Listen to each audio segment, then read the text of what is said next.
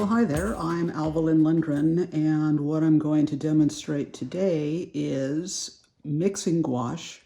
I'm going to talk about how to work with gouache.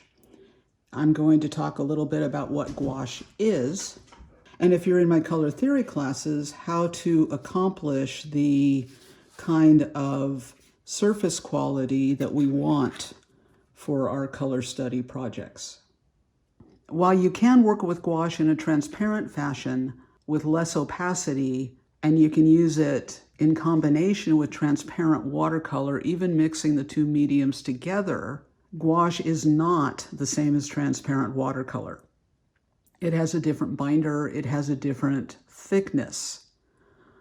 So when we're working with gouache, we need to be able to recognize the opacity qualities as well as the transparency qualities. Gouache has been used by artists and designers for centuries. It is also called designer's color and is used by designers, surface designers, and so forth. One of the things about gouache that I really love is the velvety surface that you can achieve. The flat color, there's no sheen to this. So whereas acrylic paint, because of its binder, is going to give you a sheen, it's going to reflect light differently, giving you hot spots and highlights on a flat surface. Gouache doesn't do that, and it's a really beautiful medium to work with. We use it in color theory for those very properties. Those characteristics of the medium make it ideal to develop color studies and color mixing exercises for the purposes of understanding how color mixes in the subtractive system or the pigment-based color system. Let's get to it. The brushes that I'm using are a 1-inch flat, and this one has a straight edge, and a 10-inch round. So I will be mixing with the round brush. I will be actually applying the pigment to the surface with the flat brush. I'm also going to be, and the brush I'm using is a 10-inch round. This is a 12-inch round, and it's a kind of a older, this is actually a Kolinsky sable, so this is real sable. This is a synthetic bristle brush, which does really well with watercolor. This is a I believe this is a Rosemary and Company Kolinsky sable. My favorite brushes are the Rosemary and the Princeton. And then I have occasionally gotten things like this, which are a different brand. So the brown brush is for mixing for our purposes, and the flat brush is for applying the color to the paper surface in order to achieve the flat color, totally opaque, no ridges, no streaks, no nothing. The gouache brands that I usually use are Windsor and Newton, and for color theory purposes, I require the primary series, the primary red, primary yellow, primary blue. And in that Windsor Newton series, the primary blue is more cyan-based, so it's a warm blue. The yellow is a temperature balanced, it's neither warm nor cool. And then the red is actually a magenta, which is a cool red. And I explain in my color theory class why we use those particular pigment colors and their relationship to the secondaries of the additive color system and the filtering properties of those pigments. So we're using what I call paint pots. These are souffle cups. So I have put paint in the pots directly out of the tube. We're working with red and yellow. And so I'm actually going to start with yellow on this. So I'm going to take my round brush and I'm going to dip it in the water. And I work with actually 2 water containers when I want to keep the color pure. And the reason I do that is the larger one is for rinsing, washing the brush basically, rinsing it. And the other is for mixing the water, the pure water, into the paint pot. So the way I do it is I dip the brush in the water,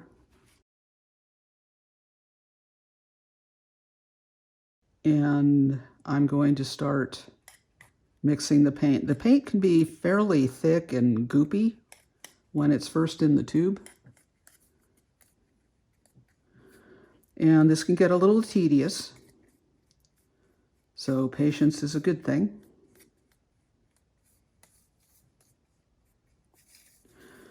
And what you want to achieve with the color mixing is a smooth blend.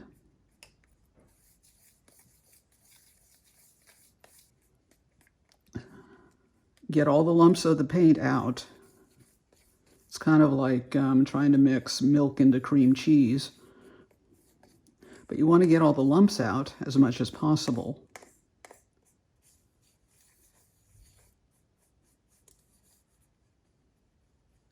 If there are air bubbles in your mixture, don't worry about it.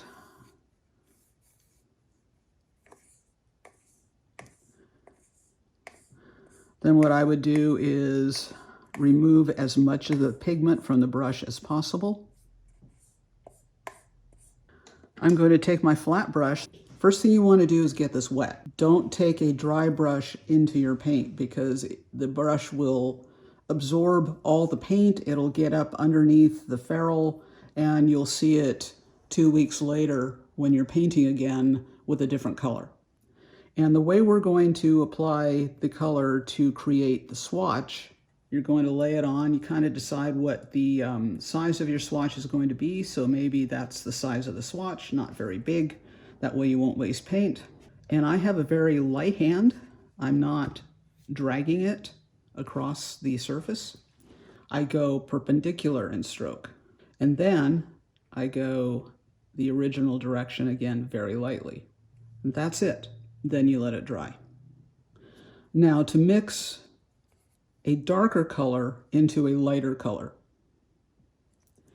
you want to mix the darker color into the lighter color, not the other way around. So you never want to take, in this case, yellow and mix it into the red.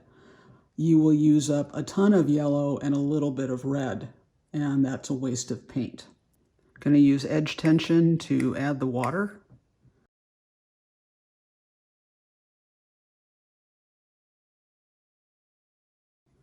Now, if the paint gets too thin, you'll need to add more paint to the pot.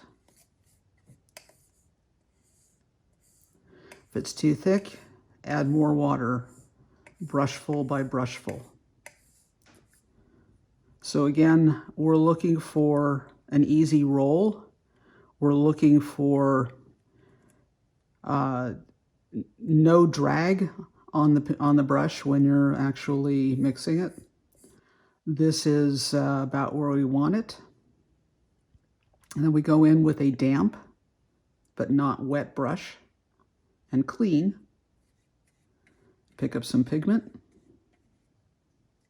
And we do the same thing. I'm going to go one direction. Pick up some more paint. And then very lightly. And you can see that now the yellow is drying. Both of the swatches are drying out, and they will dry, and the color will generally dry lighter than what it appears when it's wet. But you don't need to overwork. You don't need to, press the brush into the surface of the paint. You don't want streaks. You don't want it so thick that it's giving you hills and valleys and ridges and things like that.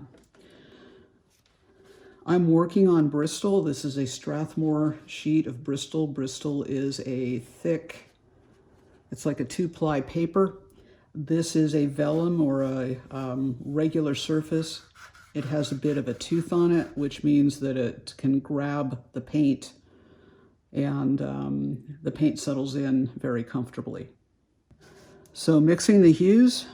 Because of red's dynamic qualities, it's highly advancing, it's an assertive color, it has long wavelengths. You don't want to mix other colors into red. You want to mix red into other colors. For example, When mixing red and yellow together, you want to mix the red into the yellow and not the other way around. The reason for that is you'll end up using a lot more yellow to try to get the color you want than if you start with the yellow and then add red in small bits to it until you achieve the color that you're trying to achieve. In this case, orange. So here I'm taking just a bit of red on the edge of my brush. I'm going to add it to the yellow. And notice I start on the side of the paint pot and then mix it in.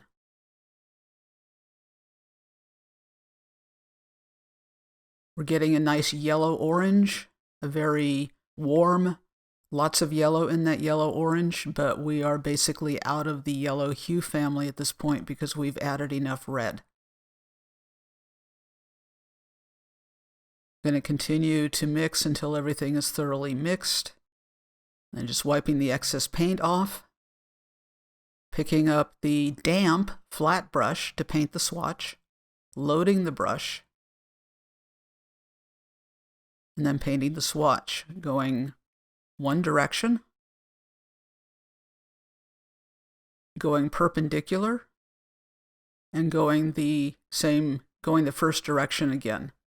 And I'm using a very light hand when I do this. I'm not pushing the paint into the paper. Loading up again, small bit on the tip of the brush, mixing that in. Wiping the brush.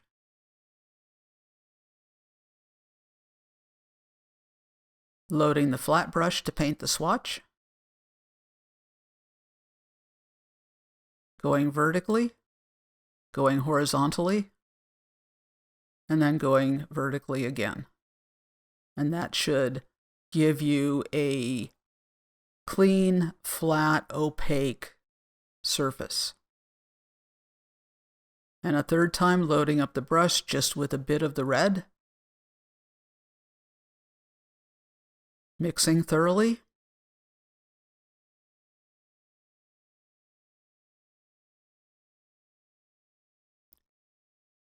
Wiping the excess off.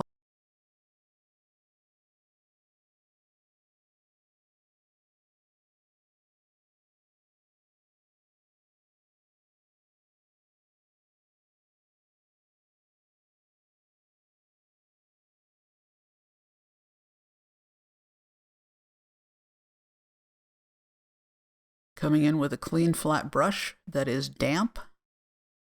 Loading the brush. Vertical strokes, picking up a little more paint. Horizontal strokes going perpendicular and then perpendicular again back to vertical. Let it dry. Don't overwork it. We'll do this once again because we're not quite at orange. After you've mixed color for a number of years, you understand fairly easily when you're close to a good representative of that hue family.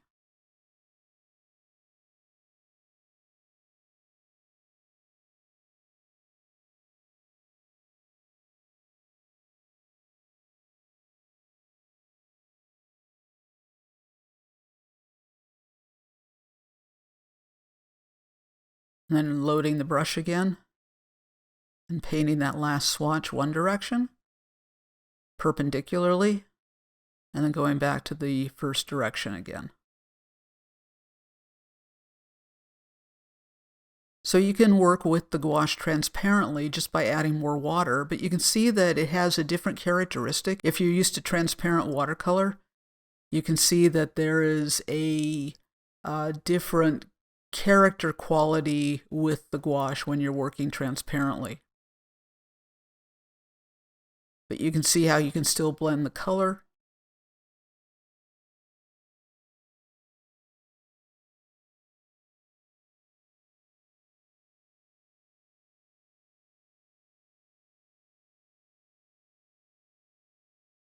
You can add water into a dried swatch and pull it out transparently. So when a gouache swatch dries or an area of color dries, you can reconstitute it. You can add water to it and play around with it. And also, when you add color on top of a dried area of gouache, it's going to pick up the color underneath. So you can see I'm getting almost a red-orange with this, drawing the brush through the dried yellow, adding the red on top.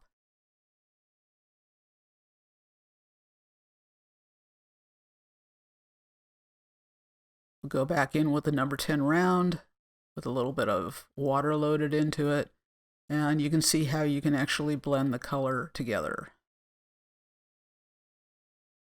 One of the things about gouache is that once it dries, you can reconstitute it. You can add water and use it again. So I've got a gray that I mixed previously, and it's been sitting around in that paint pot for a few weeks, and it's all dried out, and I'm just adding water.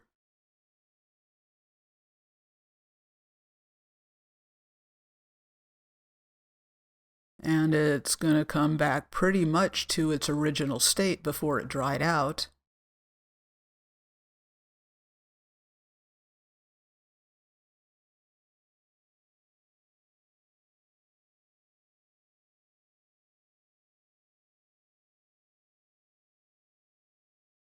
I'll just load up the brush and see what this looks like.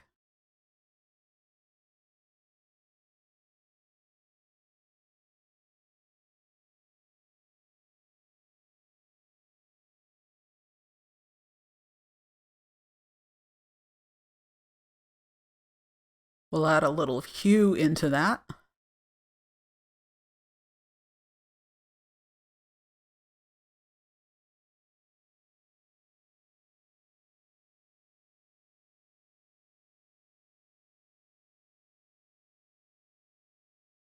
This will give us a tone of orange. So low chroma, chromatic tone of orange from the orange hue family. And just load the brush. Now remember, swatches, if you want flat color like this over a fairly decent sized area, you're going to want to use a flat brush, a flat edged brush, rather than a round. And use a light hand so that you're not pushing the pigment into the paper or compromising the surface of the paper. So this is a portrait, a commissioned portrait I did a while ago, and I've got frisket paper over the drawing because I usually paint the background first, and that gives me the color key and the value key to work against. So what I'm doing is going in with gouache. Obviously, it's a light blue. It's a combination of blue and white, and the blue, I believe, is a cerulean blue. And I think the gouache in this, the brand name is the M. Graham.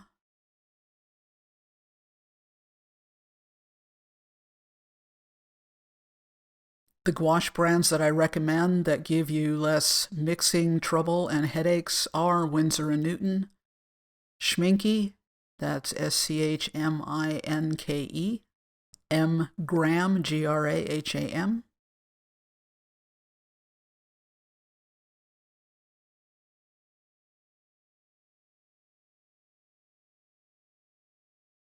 As you can see, I am painting with the flat brush, and I'm reloading the brush a lot, and it's a little bit rough. The application is a little bit rough because I want to cover that area quickly.